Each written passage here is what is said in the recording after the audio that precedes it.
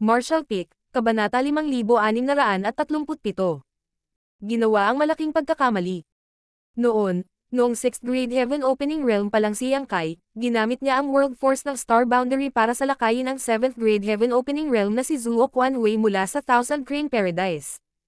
Ang labanan na nagbigay daan sa kanya na humiram ng kapangyarihan ng Star Boundary ay nagbigay daan sa kanyang lakas na pansamantalang tumaas mula sa 6th grade tungo sa 7th grade, na nagpapahintulot sa kanya na lutisin ang krisis. Bagaman ang paghiram ng puwersang ito sa pagkakataong ito ay hindi papayag na tumaas ang kanyang grado, malamang na humiram siya ng tamang pagkakataon. Ito rin ay isang bagay na lihim na inihanda ni Yang Kai noon pa man. Kung wala talaga siyang papipiliin kundi makipaglaban sa Royal Lord, kailangan niyang hiramin ang kapangyarihan ng Ancestral Land. Gayunpaman, sa isang sandali ng galit, ginamit niya ang nakatagong pamamaraan na ito ng maaga. Sa isang malakas na dagandong, nagsimulang umugang ang Ancestral Land. Sa paglipas ng 300 taon, ang unti-unting humihinang Ancestral Chi ay biglang yumaman, na parabang ang Ancestral Chi na nakatago sa ilalim ng lupa ay sumibol sa mga salita ni Yang Kai. Hindi lamang iyon, ngunit mula sa lahat ng direksyon, ang buong Ancestral Land Ancestral Chi ay nagsimulang mag-converge sa katawan ni Yang Kai. Sa isang kisap mata, isang layer ng Ancestral Chi ang lumitaw sa kanyang katawan, nakasisilaw, maliwanag, at maluwalhati. Ang eksenang ito ay naging sanhi ng pagkibot ng mga mata ni Diwo. Kung ito lang ang naruroon, hindi ito magiging malaking bagay, ngunit habang ang Ancestral Land Ancestral Chi ay sumisikat, nagulat si Diwo nang matuklasan na ang pagsupil sa mundong ito ay biglang lumakas. Ang pinakahalatang senyales ay ang black ink strength sa kanyang katawan ay bahagyang naging matamlay. Ang dahilan kung bakit siya naghintay dito ng 300 taon bago kumilos ay dahil matagal na siyang pinipigilan ng Ancestral Land. Ang panunupil noon ay napakalinaw, at kung talagang pinukaw niya si Yang Kai, hindi siya kumpiyansa na malulutas niya ito. Hindi naging madali para sa Ancestral Chi na maglaho ng labis na ang hindi nakikitang presyon ay halos balewala, ngunit sa hindi inaasahan, ang mga salita ni Yang Kai ay nagdulot ng panibagong pagbabago. Si Diwo, na puno ng kumpiyansa, ay biglang nabagabag. Bago pa siya makapag-isip ay biglang may bumungad sa kanyang harapan. Si Yang Kai ang nagkusa na umatake. Ang sakit mula sa kanyang kaluluwa at ang galit sa pambubugbog ay tuluyang nawala sa kanya ang kanyang katwiran. Ni hindi niya itinaas ang kanyang Asher Dragon Spear, itinaas lamang niya ang kanyang kamao at binasag ito patungo kay Diwo. Ang isang makapal na layer ng Ancestral Chi ay bumuo ng isang protection na hadlang sa paligid ng kanyang katawan, na bumubuo ng isang hugis itlog na kurtina ng liwanag sa paligid ng kanyang kamao. Ang suntok na ito ay masasabing napakalakas at naglalaman ng buong lakas ng kanyang buong katawan. Kung ang suntok na ito ay damapo sa mas maliit na Universe World, malamang na madudurog nito ang buong Universe World. Kahit na ang isang kasing lakas ni Diwo ay hindi nakapag-react sa oras. Masyadong mabilis ang bilis ni Yang Kai, at sa tulong ng kanyang Space Principle, dumating siya sa kanyang harapan sa isang iglap. Sa pagmamadali, naitaas lamang ni Diwo ang kanyang mga braso sa harap ng kanyang dibdib. Ang suntok na ito ay damapo sa mismong lugar kung saan nag-cross ang mga braso ni Diwo, na naging sanhi ng pagyuko ng kanyang katawan at ang black ink strength sa paligid niya ay kumalat. Isang nakikitang shockwave ang kumalat mula sa kanyang mga paa at halos mapaluhod siya. Galit na galit si Diwo. Sinamantala ang sandaling muling itinaas ni Yang Kai ang kanyang kamao, buong lakas din na sinuntok ni Diwo ang mukha ni Yang Kai. Bago pa man dumaong ang suntok na ito, natukoy na ni Diwo ang epekto ng Ancestral Land sa kanya. Hindi ito masyadong malaki. Ang pagpigil ng halos 10% ng kanyang lakas ay nasa loob pa rin ng isang katanggap-tanggap na saklaw. Tila isang ilusyon lamang ang umaalon na Ancestral Chi at hindi kasing seryoso gaya ng inaakala niya. Pagkatapos ng lahat, si Yang Kai ay sumisipsip ng Ancestral Chi sa nakalipas na 300 taon at nawala ang labis na lakas ng Ancestral Land. Kahit na may natitira pa, ito ay dapat lamang na isang huling pagsabog ng lakas. Hanggat maaari siyang kumapit ng mas matagal, ang hiniram na lakas ni Yang Kai ay babagsak. Kung siya ay napigilan ng higit sa 30%, si Diwo ay iisipin munang umatras. Sa dalawang malalakas na putok ay tumama ang dalawang kamao sa kani-kanilang pakay. Si Diwo ay ipinadala sa paglipad habang si Yang Kai ay ipinadala rin sa malayo. Sa malapit na labanang ito, walang panig ang nangunguna. Sa mga tuntunin ng ganap na lakas, si Diwo ay mas malakas kaysa sa kasalukuyang Yang Kai, kaya dapat ay nakatiis si Yang Kai ng mas malaking puwersa. Gayunpaman, kasalukuyang pinipigilan ng Ancestral Land si Diwo ng 10%, at bilang karagdagan sa protective barrier na nabuo mula sa ancestral chi sa paligid ng katawan ni Yang Kai, bahagyang nabawasan nito ang lakas ni Diwo. Sa makatuwid, kahit na ang lakas ni Yang Kai ay mas mababa kaysa kay Diwo, hindi siya nagdusa ng husto. Para siyang nabaliw, muli niyang pinatatag ang kanyang sarili sa himpapawid at sumugod patungo sa Diwo bago siya makarating. Sa isang kisap mata, nakarating siya sa harapan ni Diwo at muling sumuntok.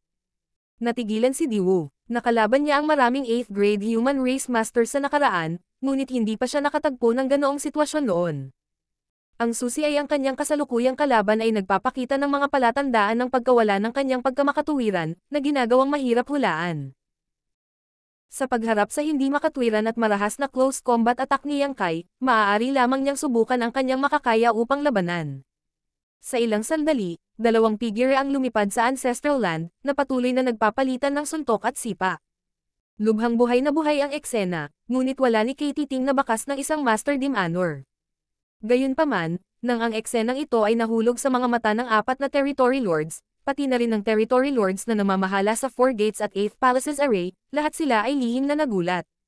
Bagamat medyo nakakatawa ang eksena, kitang-kita ng Territory Lords ang nakakatakot na lakas ng mga suntok at sipa. Kahit sa ang Territory Lord iyon, hindi nila kakayanin ang mga ganitong pag-atake. Ang killing star ng human race na ito ay lumaki sa ganoong antas. Ang takot na naramdaman ng mga master ng Black Ink Clan kay Yang Kai ay karaniwang sinamahan ng kakaibang paraan na maaaring makapinsala sa soul. Maging ang mga innate Territory Lord na nasugatan sa pamamaraang ito ay agad napapatayin, kaya kapag kaharap si Yang Kai, agad nilang protektahan ang kanilang mga kaluluwa.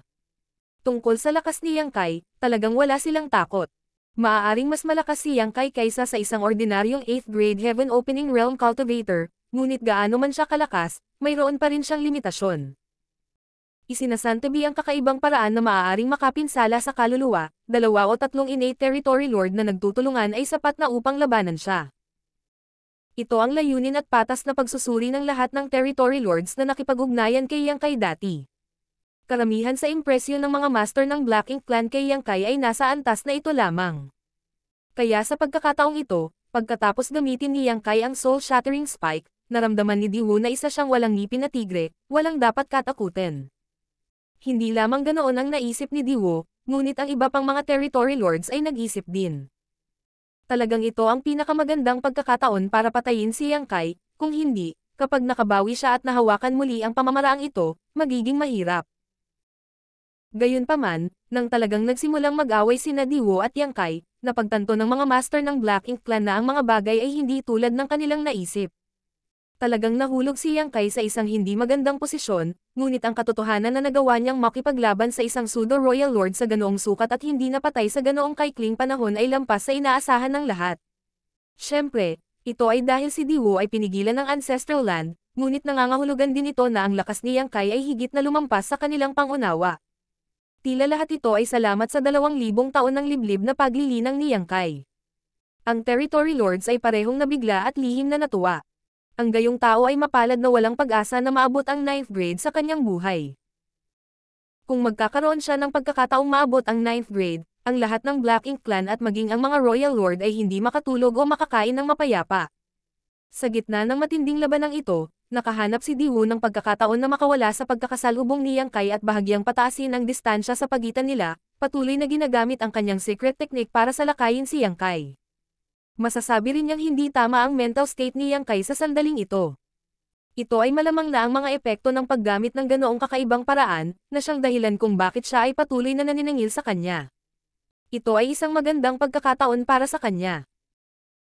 Isang serye ng makapangyarihang secret technique ang lumabas mula sa mga kamay ng pseudo-royal lord na ito, at ang makapal na Black Ink strength ay patuloy na bumubulusok, na naging dahilan upang mahulog si Yang Kai sa isang miserableng kalagayan.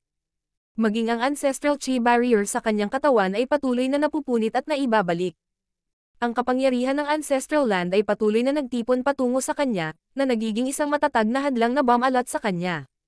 Kung ang layer ng proteksyon na ito ay hindi ganap na mawawasak, magiging mahirap para kay Yang Kai na makaranas ng anumang nakamamatay na pinsala. Paminsan-minsan, sasamantalahin ni Yang Kai ang pagkakataong ito para sumugod kay Diwo at bigyan siya ng magandang suntok. Sa tuwing nangyari ito, si Diwo ay magmumukhang lubhang miserable. Ang pagnanais na makatakas mula sa isang kalaban na bihasa sa Space Principle ay hindi isang madaling gawain. Magagalak lamang ni Diwo na si Yang Kai ay kumikilos ayon sa instinct sa sandaling ito, kung hindi, sa ilalim ng kontrol ng kanyang Space Principle, kahit gaano siya ayaw, kailangan niyang labanan si Yang Kai sa malapitang labanan. Ang tigas ng katawan ng isang Pseudo-Divine Dragon ay hindi isang bagay na maihahambing sa isang Pseudo-Royal Lord na tulad niya. Pagkaraan ng ilang sandali, nang makitang ganap ng naayos ang proteksyon ng Ancestral Chi ni Yang Kai, sa wakas ay sumuko si Diwo sa ideya na lumaban ng mag-isa. Ang dahilan kung bakit siya nagpumilit na makipaglaban kay Yang Kai lamang ay higit sa lahat dahil ito ang kanyang unang labanan pagkatapos maging isang Pseudo-Royal Lord, at ang kanyang kalaban ay isang karakter na tulad ni Yang Kai. Nais niyang kunin ang lahat ng pagkilala upang sa kanyang pagbabalik, matamasa niya ang lahat ng kaluwalhatian sa harap ng Royal Lord. Dahil ang mga bagay ay hindi magawa, hindi na kailangang pilitin ito. Dahil dito, pagkatapos makawala mula sa pagkakagapos ni Yang Kai at padalgen siyang lumipad, si Diwo ay umungal. Ano pa ang hinihintay ninyong lahat? Ang apat na territory lords na nakatayo sa gilid ng battlefield ay tahimik na nagmura sa kanilang mga puso. Nang walang anumang pag-aalinlangan, inactivate nilang lahat ang kanilang secret techniques at inatake si Yang Kai. Nagawa lamang ni Yang Kai na patatagin ang sarili nang siya ay binalot ng isang secret technique mula sa lahat ng direksyon. Ang Ancestral Chi na nakadikit sa kanyang katawan ay agad na nabasag at siya ay pinalipad na parang ragdoll. Mabigat na bumagsak sa lupa, iniluwa ni Yang Kai ang isang subo ng gininto ang dugo habang ang malamig na sensasyon ay patuloy na kumalat sa kanyang isipan, na nagpapahintulot sa kanya na magkaroon ng kaunting malay.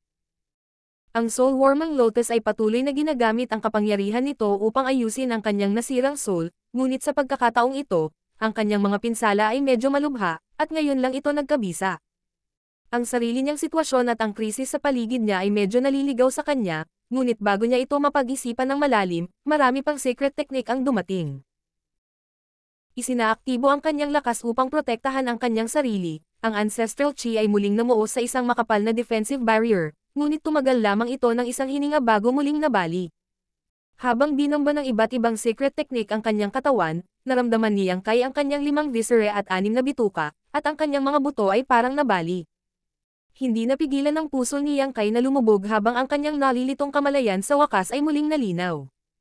Lahat ng mga nakaraang pangyayari ay nag-flash sa kanyang isipan nang mapagtanto niyang hindi sinasadyang siya ay nakagawa ng isang malaking pagkakamali at kahit papaano ay nauwi sa ganito. Marshall Peak, Kabanata 5638. Ginagawa ang pinakamahusay sa isang masamang sitwasyon. Medyo naiinis siya nito. Ang pagbugbog ay isang bagay, ngunit sa ilang maliliit na pinsala, dahan-dahan siyang makakabawi. Ang susi ay na-expose niya ang kanyang nakatagong trump card, ang Ancestral Land. Ito ang kanyang inaasahan para labanan ang Royal Lord. Ngunit kasabay nito, natutuwa din siya na pagkatapos makaramdam ng panganib, likas niyang hiniram ang kapangyarihan ng Ancestral Land, kung hindi ay magdusa siya ng isang kalunos-lunos na wakas. Gayunpaman, mayroon pa rin siyang pagdududa sa kanyang puso. Kahit na hiniram niya ang kapangyarihan ng Ancestral Land at nagkaroon ng bentahe ng timing at geographical na kalamangan, kung ang kanyang kalaban ay isang Royal Lord, dapat ay wala siyang kapangyarihan na lumaban. Ang isang Royal Lord ay maihahambing sa isang 9th grade Human Race Master. Si Yang Kai ay nakipag-away sa isang Royal Lord noon at nagkaroon ng malalim na pag-unawa sa kanilang lakas. Bagamat kinakatay niya ngayon ang innate territory lord tulad ng pagkatay ng manok o aso, kapag kaharap ang isang Royal Lord, magdurusa pa rin siya ng husto. Kung hindi dahil dito, matagal na niyang pinatay ang kanyang paraan para patayin ang ugat ng problema sa No Return Pass. Paano niya mapapanatili ang kasunduan sa Black Ink Clan? Ang kapaligiran ng Ancestral Land ay dapat na kayang sugpuin ang Royal Lord, ngunit napakaraming nilamon niya ang Ancestral Chi sa nakalipas na ilang taon, na naging dahilan upang ang pundasyon ng Ancestral Land ay lubhang nabawasan. Ang pagsupil na ito ay hindi dapat masyadong malakas. Sa madaling salita, ang pagsupil sa kapaligiran ng Ancestral Land ay hindi dapat magkaroon ng malaking epekto sa Royal Lord na ito. Sa pag-alala sa iba't ibang pakikipagtagpo niya sa Royal Lord na ito, biglang napansin ni Yang Kai ang isang kakaibang phenomenon. Ang antas ng lakas na ipinakita nitong Royal Lord ay talagang nasa antas ng isang Royal Lord. Ito ay isang bagay na hindi maaaring maging peke, ngunit ang Royal Lord na ito ay tila may mahinang kontrol sa sarili niyang lakas. Mula sa 100% ng lakas ng isang tao, 70 hanggang 80% lamang ng kanyang buong lakas ang magagamit niya, at sa tuwing umaatake siya, naglalabas ito ng pakiramdam na hindi niya kayang kontrolin ng buo ang kanyang lakas. Dahil dito, kasabay ng pagsupil sa kapaligiran ng Ancestral Land patungo sa Royal Lord at ang proteksyon ng kanyang Ancestral Chi, nagawa niyang magpatuloy hanggang ngayon. Ito ay malamang na isang bagong na-promote na Royal Lord. Dahil kamakailan lamang siya ay nakalusot, ang kanyang kontrol sa kanyang lakas ay hindi perpekto, kaya ang human race ay hindi pa nakatanggap ng anumang balita tungkol sa Royal Lord noon. Inakala ni Yang Kai na nahulaan niya ang katotohanan, ngunit ang hindi niya alam ay ang katotohanan ay hindi ganito. Kung hindi lang dahil nahumaling siya sa paglilinang sa Ancestral Land, hindi sana isinakripisyo ng Black Ink Clan ang 13 innate territory lords at isang high-grade Black Ink Nest, para likhain itong pseudo-royal Lord Diwo. Kung gusto nila, matagal na sana ang ginawa ng Black Ink Clan, kaya paano sila naghintay hanggang ngayon? Sa kasalukuyang Black Ink Clan, bawat innate territory lord at bawat high-grade Black Ink Nest ay isang kailangang-kailangan na puwersa. Ang napakalaking sakripisyo ay para lamang sa pagsilang ng isang pseudo-royal lord, at kung titingnan ang pangkalahatang sitwasyon, hindi ito katumbas ng halaga. Gayunpaman, kung mapapatay nila si Yang Kai gamit ang bagong lakas ni Diwo, magiging malaking tubo ito. Isinasantabi ang mga plano ng Black Ink Clan, medyo masakit ang ulo ni Yang Kai para sa kanilang kasalukuyang sitwasyon. Ang confinement array ay ganap na nawala. Kung gusto niyang umalis, ang Royal Lord lang at ang 4 na Territory Lords lang ang hindi makakapidyo sa kanya. Siyempre, imposibleng umalis sa Ancestral Land. Hanggat hindi nasira ang 4 Gates at 8th Palaces Array, mananatiling selyado ang mundo ng Ancestral Land. Gayunpaman, hindi niya kailangang umalis sa Ancestral Land. Hanggat pumasok siya sa kailaliman ng Ancestral Land upang pagalingin ang kanyang sarili, ang Black Ink Clan ay walang magagawa sa kanya. Ngunit ngayon na siya ay nasa napakalungkot na kalagayan at kailangang umalis, si Yang Kai ay medyo ayaw. Na-expose na niya ang isa sa mga trump card niya, kaya kung gagamitin niya ulit ito sa susunod, wala na itong magandang epekto. Dahil iyon ang nangyari, maaari na rin niyang samantalahin ang sitwasyon at tahakin ang madilim na landas. Dati, binalak niyang patayin ang 4 na territory lords at tumakas sa kailaliman ng Ancestral Land dahil pakiramdam niya ay hindi siya katapat ng Royal Lord, ngunit kung ito ay isang Royal Lord na hindi makapagpakita ng kanyang buong lakas, baka magkaroon ng pagkakataon na patayin siya. Sa kabilang banda, si Yang Kai ay lihim na umaasa na ang Royal Lord na ito ay hindi mapipigilan ang kanyang sarili at gamitin ang Royal Lord Secret Technique sa kanya. Noong siya ay nasa labas ng Celestial Phenomenon Sea, nagawa niyang pumatay ng isang Royal Lord bilang isang bagong na-promote na 8th grade, hindi dahil siya ay makapangyarihan, ngunit dahil sa maraming pagkakataon. Ang pinakadakilang pagkakataon ay ang Royal Lord ay gumamit ng Royal Lord Secret Technique sa kanya sa pagtatangkang tinte siya. Ang Royal Lord Secret Technique ay isang eksklusibong pamamaraan ng Royal Lords. Maaari itong gamitin ng tahimik, ngunit ang kapangyarihan nito ay napakalaki. Kahit na ang isang 8th grade Human Race Master ay hindi makakalaban dito at agad na magiging Black Ink Disciple. Sa Spatial Territory Battlefield, isang Royal Lord ang gumamit ng Secret Technique at binago ang 3 8th grade Black Ink Disciples at pagkatapos ay binuhay ang Black Ink Giant Spirit God sa Divine Spirit Ancestral Land, na naging sanhi ng pagbagsak ng buong frontline ng human race. Masasabing ang Black Ink Clan ay ganap na ngayong nasupil ang human race, dahilan upang ang human race ay nasa ganoong mahirap na sitwasyon. Ito ay lahat salamat sa mga aksyon ng Royal Lord na iyon.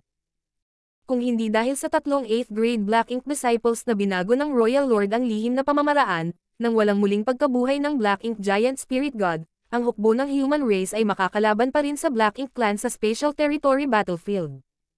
Bagamat hindi naging maayos ang Royal Lord na iyon, ang layunin ng Black Ink Clan ay nakamit. Ang Royal Lord ay hindi madaling gumamit ng Royal Lord Secret Technique dahil ang presyo na kailangan nilang bayaran ay masyadong malaki. Pagkatapos gamitin ang Secret Technique na ito, hindi lang bababa ng husto ang lakas ng Royal Lord, mahuhulog din sila sa napakahabang panahon ng kahinaan. Sa larangan ng digmaan, napakadali para sa kanilang kalaban na makahanap ng pagkakataon na patayin sila. Sa labas ng Celestial Phenomenon Sea, ang Royal Lord ay unang gumamit ng Royal Lord Secret Technique kay Yang Kai, na naging sanhi ng kanyang lakas na hangina ng husto. Matapos matamaan ng direkta ang Sun and Moon Divine Will ni Yang Kai at mapunit ang kanyang soul ng 4 na Soul Shattering Spike, paano siya makakaligtas? Gayunpaman, nawala ang lahat ng katwiran ni Yang Kai at kailangang lumaban na parang baliw para magtagumpay. Noong panahong iyon, siya ay bagong promote lamang na 8th grade. Ngayong nasa tuktok na siya ng 8th grade at hiniram na niya ang kapangyarihan ng Ancestral Land, ang kanyang lakas ay nadagdagan ng higit sa 10 beses. Kung ang Royal Lord sa kabilang panig ay hindi makapigil sa paggamit ng Royal Lord Secret Technique, madaling mapatay siya ni Yang Kai. Sa oras na iyon, walang silbi ang anumang Heaven Seal Earth Lock ang array. Gayunpaman, ang kanyang mga inaasahan ay nakatakdang maging walang kabuluhan. Sa Royal Lord, maliban kung talagang kinakailangan, hindi nila gagamitin ang Royal Lord Secret Technique. Ayon sa impormasyong nakuha nila sa paglipas ng mga taon, si Yang Kai ay hindi maaapektuhan ng Black Ink Strength, at hindi rin siya magiging Black Ink Disciple. Paano naging napakatanga ni Diwo na gumamit ng Royal Lord Secret Technique laban sa kanya? Higit pa rito, ang isang pseudo-Royal Lord tulad ni Diwo ay hindi nagamit ang Royal Lord Secret Technique. Si Yang Kai ay ganap na walang alam tungkol dito. Hindi makatutuhanang umasa na magkakamali ang kaaway. Dahil iyon ang kaso, maaari lamang siyang lumikha ng kanyang sariling pagkakataon. Ang kanyang trump card ay hindi limitado sa paghiram ng kapangyarihan mula sa Ancestral Land. Kahit na ang kanyang kamalayan ay naging mas malinaw, si Yang Kai ay nagpanggap pa rin na nalilito. Sa pagharap sa mga pag-atake na nagmumula sa lahat ng direksyon, sumigaw siya kay Diwo. Tumawag ka talaga ng mga katulong. Tapos tatawag din ako ng tulong. Lumabas kayo, mga alipin ko. Sa tindig niya, para siyang tandang binata na walang sense. Gayunpaman, sa susunod na sandali, nagbago ang ekspresyon ng mga master ng Black Ink Clan. Biglang-bigla, lumitaw ang isang small stone race sa tabi ni Yang Kai, at sa isang kisap mata, ang small stone race ay natipon sa isang napakalaking hukbo. Kinilala ng Black Ink Clan ang small stone race. 2 o 3,000 taon na ang nakalilipas, ang ganitong uri ng kakaibang lahi ay dating naging aktibo sa bawat Great Territory battlefield. Tila wala silang gaanong katalinuhan at medyo ignorante, ngunit hindi sila natatakot sa kamatayan, at hindi rin sila natatakot sa kaagnasan ng Black Ink Strength, na nagdulot ng malaking problema para sa Black Ink Clan. Hindi mabilang na Black Ink Clan ang namatay sa kanilang mga kamay. Gayunpaman, sa paglipas ng mga taon, habang ang mga small stone race na ito ay patuloy na pinapatay, ang kanilang mga bilang ay bumaba rin at unti-unting nawala mula sa iba't ibang Great Territory battlefields. Paminsan-minsan, ang ilang mga cultivator ang manggaguna sa natitirang mga small stone race sa pakikipaglaban, ngunit mayroon lamang 3 o 5 sa kanila. Ayon sa impormasyong nakuha ng Black Ink Clan mula sa Black Ink Disciple, ang pinagmulan ng hukbong ito ng small stone race ay si Yang Kai. Bukod dito, noong si Yang Kai ay nasa no return pass, ginamit niya ang small stone race. Noong una, inakala ng Black Ink Clan na ang mga kakaibang nilalang na ito ay nasa bingit ng pagkalipol, kaya't hindi nila inaasahan na makikita ni Yang Kai ang isang malaking bilang ng mga ito dito. Ang mga pag-atake ng ilang mga master ng Black Ink Clan ay biglang naging matamlay, at ang ekspresyon ni Diwo ay naging seryoso na tila may tubig na tumulo mula sa kanyang mukha. Noong naghasik si Yang Kai sa no return pass, personal niyang nasaksihan ang killing star ng human race na ito gamit ang hukbo ng small stone race. Sa oras na iyon, gumamit siya ng ilang uri ng pamamaraan at agad na nagsakripisyo ng 2 milyong small stone race, na ginawa silang isang nakakatakot at nakasisilaw na naglilinis na liwanag na ikinasugat ng Royal Lord at pinahintulutan siyang makatakas. Sa impresyon ni Diwo, ang small stone race na ito ay hindi nakakatakot sa kanilang sarili, ngunit nagawang gamitin ni Yang Kai ang mga ito sa kanyang kalamangan. Patayin mo siya dali. Nang makitang lumalaki na ang hukbo ng small stone race, agad na nagpakawala ng galit na galit si Diwo habang tahimik siyang lumutang paatras, humiwalay kay Yang Kai. Hindi na siya kailangan ng 4 na territory lords para bigyan sila ng anumang mga tagubilin, bawat isa sa kanila ay gumagamit ng kanilang sariling mga pamamaraan upang maglunsad ng isang lihim na pamamaraan patungo kay Yang Kai. Gayunpaman, sa sandaling ito, si Yang Kai ay napapalibutan ng malaking bilang ng small stone race.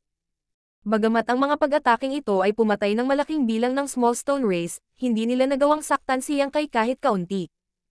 Boom! Bumagsak ang kulog mula sa langit at isang malaking apoy ang sumabog.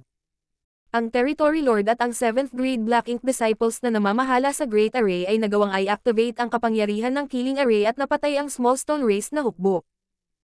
Hindi lang iyon, noong nakikipaglaban si Yang Kai sa powerhouse ng Black Ink Clan, ang hukbo ng Black Ink Clan, na umatras sa malayo, ay sumugod din at pinalibutan ang small stone race. Sa isang iglap, ang labanan sa pagitan ng powerhouse ay naging isang matinding labanan sa pagitan ng dalawang hukbo, na naging sanhi ng buong Ancestral Land na maging lubhang masigla. Matapos ilabas ni Yang Kai ang Small Stone Race, sila ay umaangal at naniningil sa lahat ng direksyon. Nang bumisita si Yang Kai sa Chaotec Dead Territory sa pangatlong beses sa taong iyon, natuklasan niya na ang ganitong uri ng Small Stone Race, na nilinang ni Big Brother Huang at Big Sister Lan, ay may matinding pandama sa Black Ink Strength. Marahil ay dahil sa magkasalungat sila sa isa't isa, kaya sa larangan ng digmaan, sa tuwing naramdaman nila ang aura ng Black Ink Strength, ang Small Stone Race ay sumusugod ng walang takot, upang patayin ang kanilang mga kaaway o upang sila mismo ay magdusa ng pagkatalo. Sa simula, dahil sa mga natatanging katangian ng Small Stone Race, ang human race ay sadyang hindi na-control ang mga ito. Kapag sila ay itinapon sa larangan ng digmaan, sila ay magiging tulad ng mga maiilap na kabayo na nawalan ng renda, na nawalan ng marami sa kanilang mga bilang. Nang maglaon, nagsimulang pinuhin ng human race ang Small Stone Race gamit ang beast taming at refining artifact techniques, at ang sitwasyon ay bumuti ng husto. Kahit papaano, nagawa nilang pamunuan ang Small Stone Race sa ilalim ng kanilang utos. Ang Small Stone Race na inilabas ni Yang Kai sa ngayon ay hindi pa napino. Pagkatapos niyang dambungin sila ni Big Brother Huang at Big Sister Lan, inilagay niya sila sa kanyang miniature universe at hindi pinansin. Bilang resulta, sa sandaling lumitaw ang mga taong ito, nagsimula silang tumakbo ng baliw patungo sa pinagmulan ng Black Ink Strength. Sa ngayon, sobrang gulo ang eksena, pero si Yang Kai ay tumawa pa rin ng nakakaloko. Kayong lahat, mamatay. Ha ha ha ha. Marshall Peak, Kabanata 5639. Isang dead end. Sa loob ng Ancestral Land, mahigpit ang labanan. Ang walang takot sa kamatayan ng Small Stone Race ay ginawa ito upang hindi sila magkaroon ng magandang wakas nang walang kumokontrol sa kanila. Maraming miyembro ng Small Stone Race ang sumugod patungo sa 4 na Territory Lords, ngunit hindi sila nakalapit sa kanila. Mula sa malayo, pinasabog sila ng Territory Lords, secret techniques at ikinalat sila sa lupa. Maging ang hukbo ng Black Ink Clan, na muling sumugod, ay nagsimulang kabkuban ang mga magugulong kasamahan na ito. Sa bawat sandali, napakaraming miyembro ng Small Stone Race ang nakakalat. Gayunpaman, may mas marami pang Small Stone Army na lumilitaw mula sa panig ni Yang Kai, na tila walang katapusang bilang. Lalong lumakas ang tawa ni Yang Kai, na parabang nawalan siya ng malay. Napigilan na ni Diwo ang kanyang aura at nagtatago sa loob ng hukbo ng Black Ink Clan, maingat na nanonood. Sariwa pa sa kanyang isipan ang ginawa ni Yang Kai na gumawa ng kalituhan sa No Return Pass at nagsakripisyo ng 2 milyong sundalong Small Stone Race, kaya nang ipatawag ni Yang Kai ang mga sundalong ito ng Small Stone Race, agad siyang dumistansya kay Yang Kai para maiwasang mapaligiran ng sa kanila, baka maulit ang eksena sa likod. Sa oras na iyon, ang Royal Lord ay nasugatan at ang kanyang aura ay bumagsak ng husto. Kinailangan siya ng mahigit 1,000 taon bago gumaling. Kung siya, ang Pseudo-Royal Lord, ay gumawa ng ganoong suntok, mas malala pa ang sitwasyon. Bukod dito, kung tama ang pagkakaalala niya, mayroon ding mga masters sa mga natatanging nilalang ng Small Stone Race. Noong nakaraan, natuklasan ng Black Ink Clan ang maraming higanteng miyembro ng Small Stone Race na mahigit 100 zang ang taas, bawat isa sa kanila ay nagtataglay ng lakas na katumbas ng isang 8th grade human race cultivator. Bagamat mababa ang kanilang katalinuhan at hindi nila maipakita ang kanilang tunay na lakas, hindi pa rin sila dapat maliitin. Matapos mag-obserbo ng mahabang panahon, natuklasan ni Diwo na ang Small Stone Race na ipinatawag ni Yang Kai sa pagkakataong ito ay walang powerhouse na Small Stone Race na may 100 zang ang taas. Ang pinakamalakas sa kanila ay ilang dosenang zang lang ang taas, katumbas ng isang 7th grade human race at feudal lord. Hindi niya inilagay ang mga miyembro ng Small Stone Race na ito sa kanyang mga mata, kahit na ang 4 na Territory Lords ay madaling papatayin sila, pabayaan siya. Naging mas magulo ang eksena nang dumami ang mga tropang Small Stone Race na ipinatawag ni Yang Kai. Ayos pa rin ang 4 na Territory Lords, nakabuo na sila ng 4 directions array, konektado ang mga aura nila sa isa't isa habang binabantayan nila ang 4 na direksyon. Kahit gaano karaming miyembro ng Small Stone Race ang ihagis ang kanilang mga sarili sa kanila, sila ay mapapawi. Sa kabilang banda, ang natitirang hukbo ng Black Ink Clan, kahit na sa tulong ng Killing Array, ay medyo hindi nakatagal. Kalahati ng milyong malakas na hukbo ng Black Ink Clan ang napatay ni Yang Kai, 500,000 na lang ang naiwan. Ngayong nakipagdigma sila sa isang matinding labanan sa hukbo ng Small Stone Race, ang kanilang bilang ay nabawasan ng husto. Bagamat tila mas malaki ang pagkatalo ng Small Stone Race, kung magpapatuloy ito, tiyak na mapapawi ang Black Ink Clan. Bagamat hindi favorable ang sitwasyon, walang Black Ink Clan ang nangahas na umatras. Naglalaban pa rin ang Territory Lords, kaya paano sila atres? Sa wakas ay nakakilos si Diwo, ngunit hindi niya pinuntirya si Yang Kai. Sa halip, nagtago siya sa hukbo ng Black Ink Clan at pinatay ang hukbo ng Small Stone Race. Sa kanyang maingat na personalidad, nagpa siyang ipagpatuloy ang panunood. Pagkatapos ng buong 4 na araw, ilang 10,000 na lang ang natitira sa hukbo ng Black Ink Clan, bawat isa sa kanila ay puno ng dugo at mahina ang kanilang mga aura. Bagamat sila ay nasa isang malungkot na kalagayan, ang mga nakaligtas na miyembro ng Black Ink Clan ay nakasuot ng mga excited na ekspresyon. Nanalo sila. Napatay nila ang lahat ng miyembro ng Small Stone Race na sumugod sa kanila. Sa nakalipas na ilang araw, hindi bababa sa 2 milyong sundalo ng Small Stone Race ang namatay sa ilalim ng kanilang mga kamay. Ito ay hindi upang sabihin na sila ay napakalakas, ngunit sa halip ay mayroong isang pseudo-royal lord na nakatago sa kanila. Ang pinakamalakas sa kanila ay katumbas lamang ng isang 7th grade Master of Feudal Lord, kaya kapag nahaharap sa isang pseudo-royal lord, hindi man lang sila makalaban. Ang casual na pag-atake ni Diwo ay madaling pumatay ng daan-daan o libu-libong miyembro ng Small Stone Race. Higit pa rito, ang Black Ink Clan ay mayroon pa ring tulong ng Great Array, ang kidlat at apoy na bumagsak mula sa langit ay nagdulot ng malaking pinsala sa Small Stone Race. Ito ay resulta lamang ng hukbo ng Black Ink Clan. Kahit na ang bilang ng Small Stone Race na napatay ng 4 na Territory Lords ay hindi hihigit sa 2 milyon, ito ay malapit pa rin sa 1 milyon. Ang orihinal na maingay na ancestral land ay biglang naging mas maluwang, na ang mga nagkalat na bato at mga labi lamang ang tumatakip sa mga bundok at kapatagan, na nagpapahiwatig ng kasiglahan ng hukbo ng Small Stone Race. Sa loob lamang ng ilang araw, halos 3 milyong miyembro ng Small Stone Race ang napatay. Ang ganitong mga pagkalugi ay hindi maliit. Sa sandaling ito, hindi na ipinatawag ni Yang Kai ang Small Stone Race at sa halip ay lumalaban na lamang sa 4 na Territory Lords.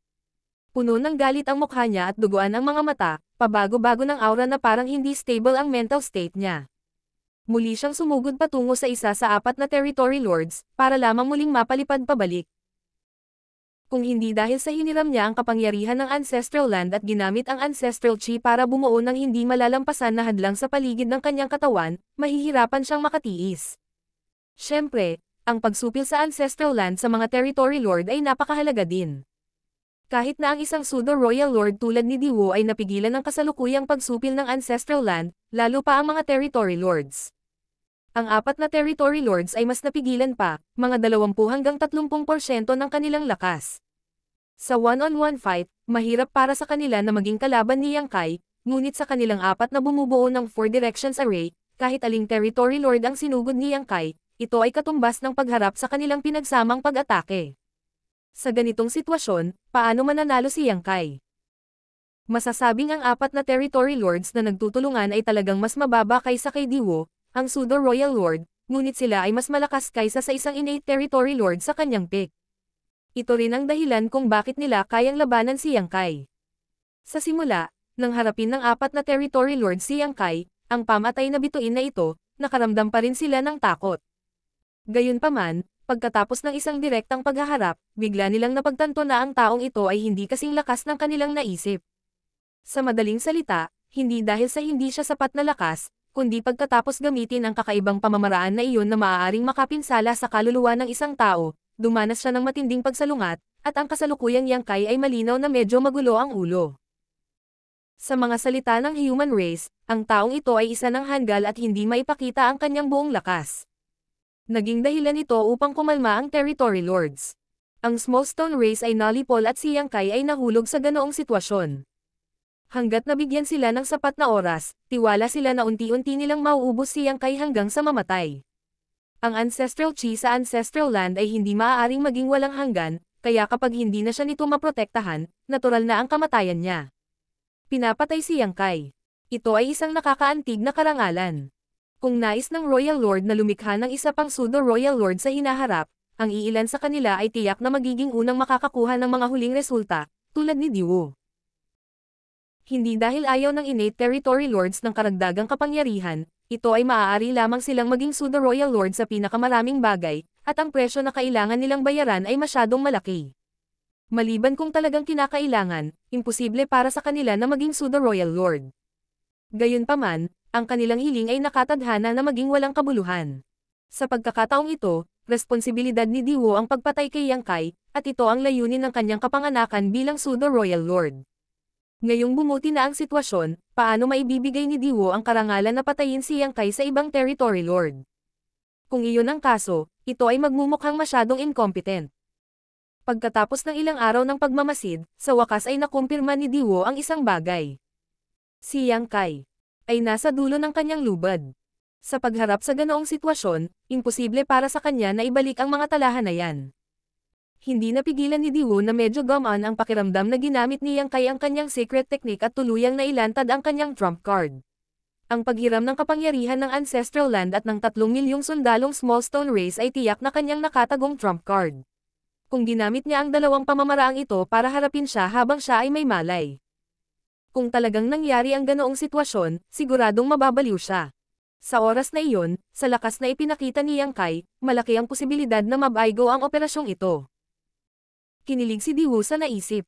Bagamat nawalan sila ng 4 na territory lords at 1 milyong Black Ink clan na tropa sa pagkakataong ito, wala sila kumpara sa 6 na malapit nilang makuha.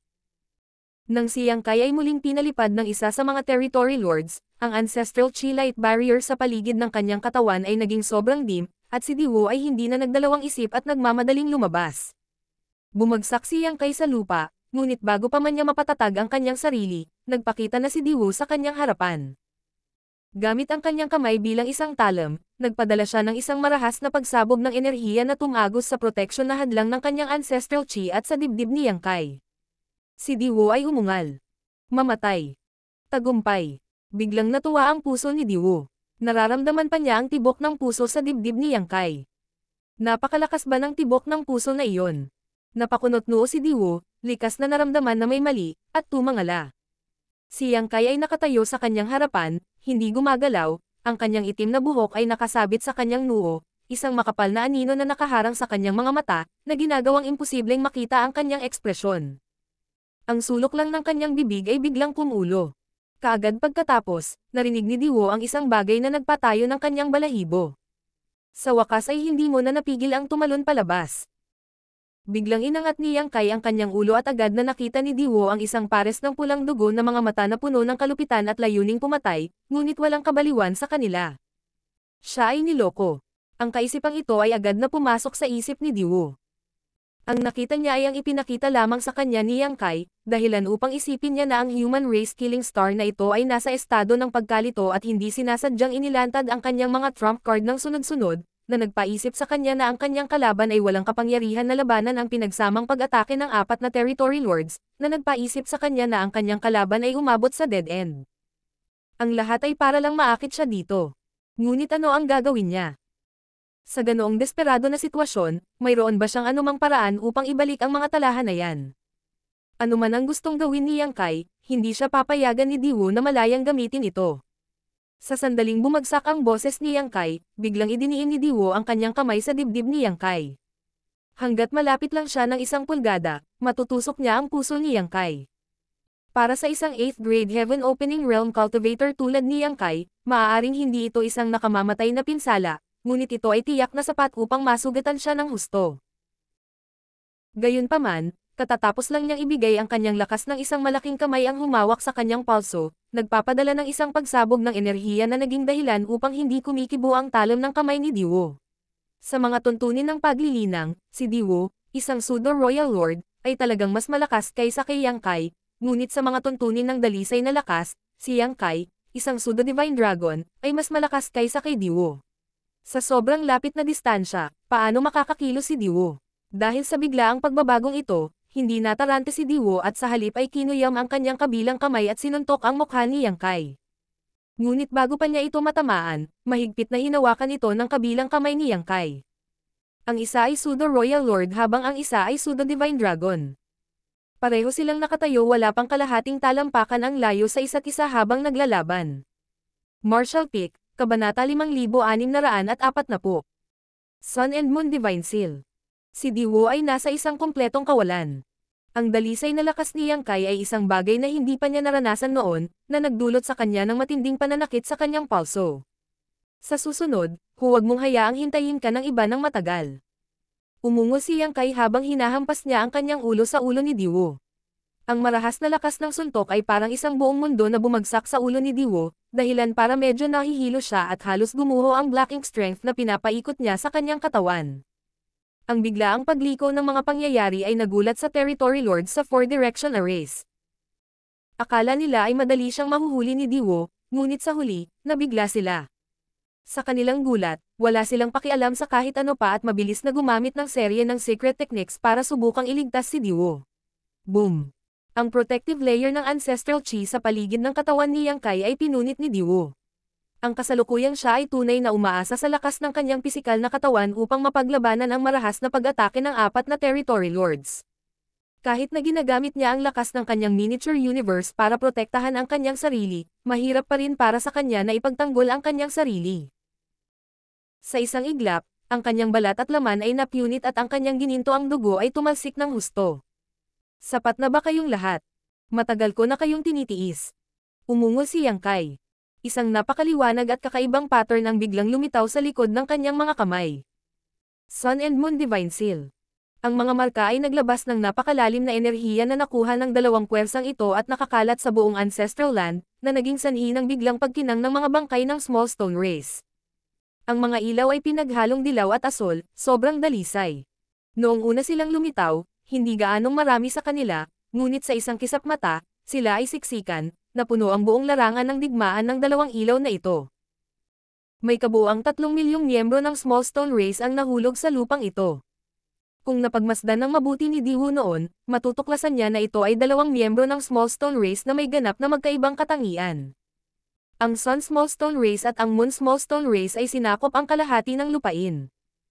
Ang mga kakaibang nilalang na ito ay nilinang nina Big Brother Huang at Big Sister Lan sa loob ng maraming taon, gamit ang kanilang sariling lakas upang linangin sila. Kaakibat ng mga kakaibang katangian ng Small Stone Race, masasabing sila ay nabubuhay na mga yellow crystals at blue crystals, ngunit hindi sila kasing dalisay ng mga yellow crystals at blue crystals. Ang kapangyarihan ng araw at ang kapangyarihan ng buwan ay parehong nakatago sa loob ng kanilang mga katawan. Bagaman sila ay ganap na nawasak, ang kanilang lakas ay hindi naglaho at naninikip pa rin sa loob ng kanilang mga katawan. Kung may ibang small stone race ang dumating dito, nagawa nilang lumunin ang mga bangkay ng kanilang mga kasama at palakasin ang kanilang sarili.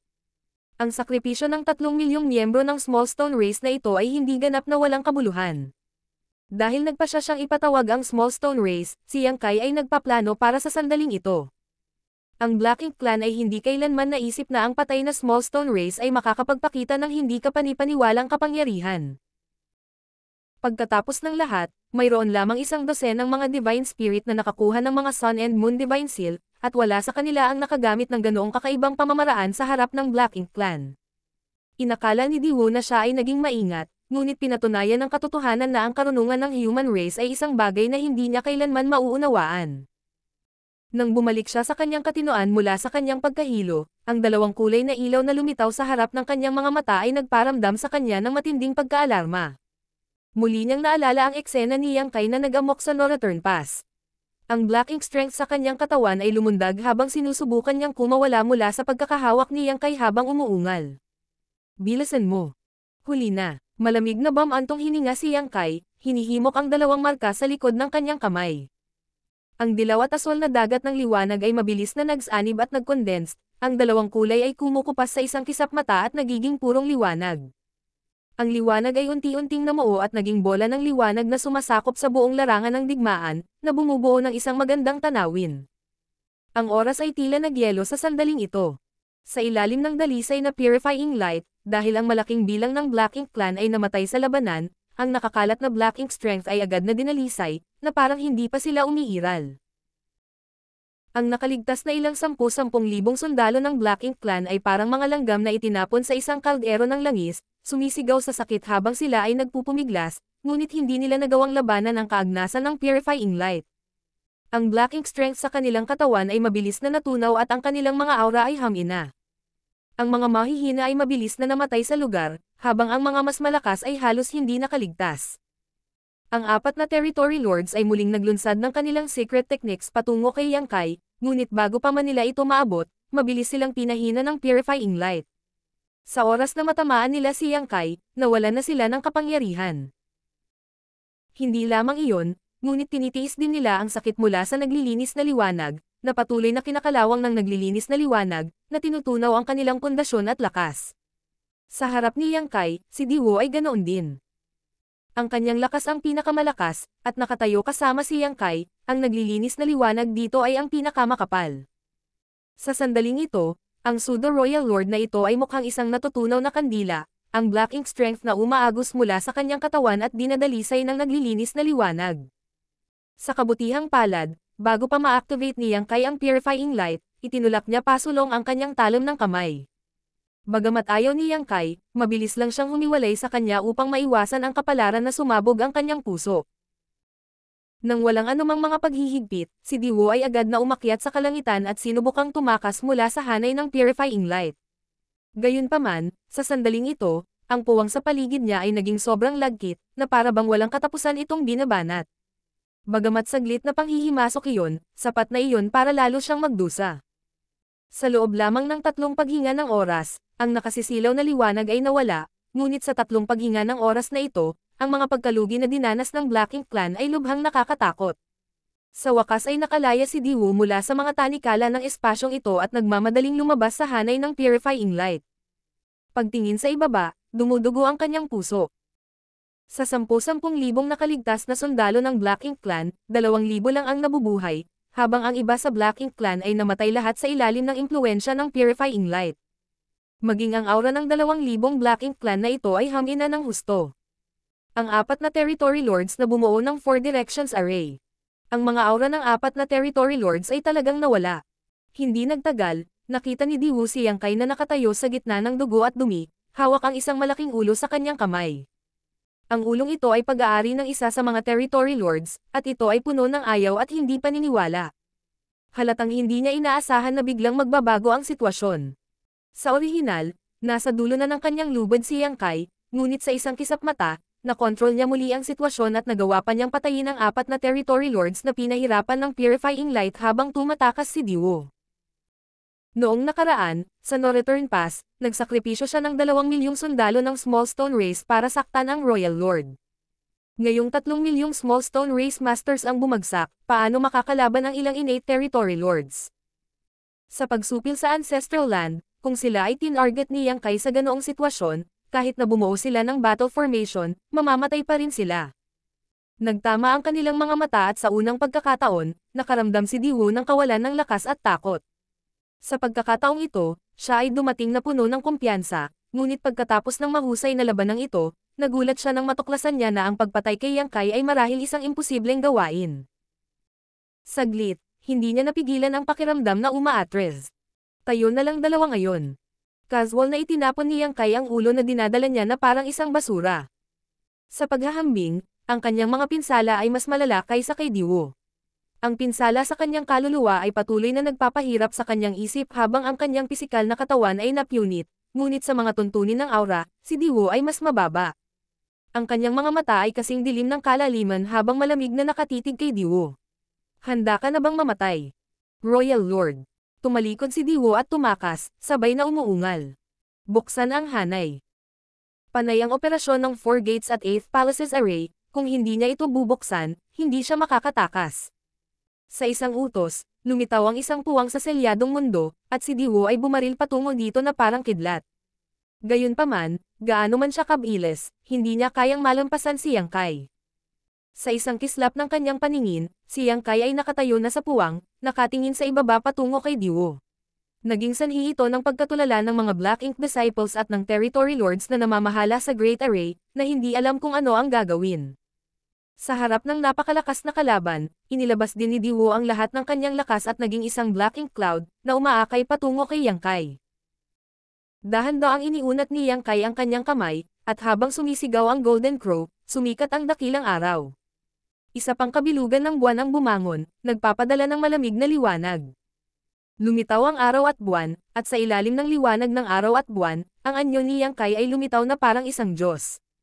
Sa kapangyarihan ng Ancestral Land, ang hukbo ng Small Stone Race ay walang alinlangan na trump card ni Yang Kai, ngunit sa huli, ito ay isang panlabas na puwersa lamang. Isa lang ang totoong trump card niya. Sun and Moon Divine Will. Ito ay isang secret technique na pagmamay-ari lamang niya, isang pinakamataas na divine manifestation ng time and space principle. Bagamat maaaring gayahin ni Zhao Yebei at Shu Yi ang mga misteryo ng Tao of Space at Tao of Time na magkasama, dalawa pa rin silang individual na tao at hinding-hindi mauunawaan ang asensya nito. Dahil naintindihan ni Yang Kai ang secret technique na ito, ginamit niya ito ng maraming beses, sa bawat pagkakataong makaharap ang isang malakas na kaaway na hindi niya kayang pantayan, at sa bawat pagkakataon, hindi siya binaygo ng secret technique na ito. Gayunpaman, wala pang pagkakataon na magagamit ni Yang Kai ang pamamaraang ito ng maayos at malaya. Noong nakaraan, ang kanyang space daw ay palaging mas mataas ng bahagya kaysa sa kanyang mga natamo sa time daw. Bagamat nagamit niya ang Sun and Moon Divine Will, ang kapangyarihan ng dalawang great daw ay nasa estado kung saan ang isa ay malakas at ang isa ay mahina, ito ay medyo hindi balanse. Pagkatapos lamang magtanim sa ancestral land sa pagkakataong ito ay halos hindi magkapantay ang kanyang dalawang great daw. Ang araw at buwan ay umiikot, nagiging umiikot na tuktok na naging isang malalim na time principles. Habang pinupuno ng space principle ang hangin, pinagsama ito at nagsilang ng bagong kapangyarihan ng space at time. Biglang naintindihan ni Yang Kai. Ang time at space ay dalawang magkaibang great daw na magkakasamang umiral sa isa't isa. Kapag ang dalawang great daw na ito ay pinagsama-sama, sila ay tumatagos sa katawan ng isa't isa at magiging isa. Ang pag-abandona sa espasyo at oras ay parang pag-abandona sa isang punong walang ugat, isang walang mapagkukunang tubig, o kahit na espasyo. Ito ay sinaunang kawalan. Ang oras ay isang salamin ng espasyo, at ang espasyo ay ang carrier at pundasyon ng oras. Ang mga insight at natamo niya sa hindi mabilang na mga taon sa Great Dawn ng Time and Space sa wakas ay nagpakita ng mga palatandaan ng pagsasama. Higit pa rito, nakikita rin ang mga pagbabago sa Sun at Moon Divine Will. Sa orihinal, ang Sun and Moon Divine Will ay nakabatay sa araw at buwan, na umiikot ng magkasama at nagiging isang umiikot na parang pag-atake. Gayunpaman, pagkatapos magkaroon ng ilang bagong insight si Yang Kai, nagsimulang magsanib ang araw at buwan, na naging isang misteryosong marka ng isang crescent moon na nakasabit sa ilalim ng araw. Ang markang ito ay walang kapangyarihan ng Sun and Moon Divine Will, ngunit itinatago nito ang lahat ng kapangyarihan sa loob ng marka. Tumama ito sa black ink cloud ni Diwo.